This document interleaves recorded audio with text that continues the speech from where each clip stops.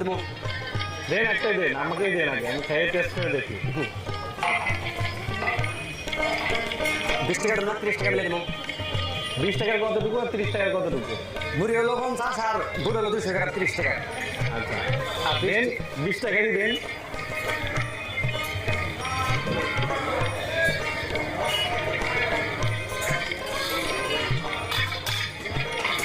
আর ছোলা কতটুকু দিতেছেন? 100 গ্রাম।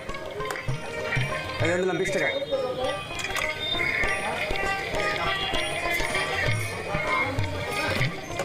ভাই 20 টাকা, ভালো হবে। ভাই 20 টাকার এতগুলো মুড়ি আর এত ছোলা হ্যাঁ লাভ হয় আপনার? হয় মিলাদ থাকে।